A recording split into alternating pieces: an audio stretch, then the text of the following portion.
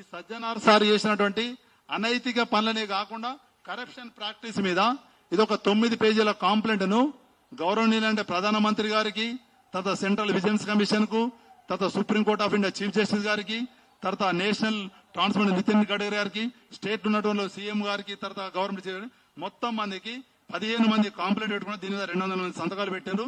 ఒక కాపీని లోకాయుక్త కూడా ఇచ్చి ఆ సజ్జనార్ సారు మామూలు ఏ విధంగా అయితే ఎంక్వైరీ చేసి మమ్మల్ని రిమూవ్ చేసిండో సజ్జనార్ సార్ కూడా ఎంక్వైరీ కావాలని చెప్పి ఈ కాపీని ఏంటంటే మిమ్మల్ని లోకాయుక్తలో మిగతా వాళ్ళందరికీ రిజిస్టర్ పోస్ట్ చేయడం జరిగింది. దయచేసి ఈ కాపీ కూడా మీకు కూడా ఇస్తున్నా. దీనిలో మొత్తం కాంటెంట్స్ అయినా రాశాను. ఇదొకటి. ఈ సజ్జనార్ సార్ చేసినటువంటి అనైతిక పనులనే కాకుండా కరప్షన్ ప్రాక్టీస్ మీద ఇది ఒక 9 పేజీల కాంప్లైంట్ ను గౌరవనీయులంటే ప్రధానమంత్రి గారికి, తర్వాత సెంట్రల్ విజిలెన్స్ కమిషన్ కు, తర్వాత supreme court of India chief justice గారికి, తర్వాత నేషనల్ ట్రాన్స్పోర్ట్ నితిన్ గడ్కరీ గారికి, స్టేట్ ఉన్నటువంటి సీఎం గారికి, తర్వాత గవర్నమెంట్ మొత్తం మందికి 15 మంది కాంప్లైంట్ పెట్టుకుని దీని మీద 200 మంది సంతకాలు పెట్టారు.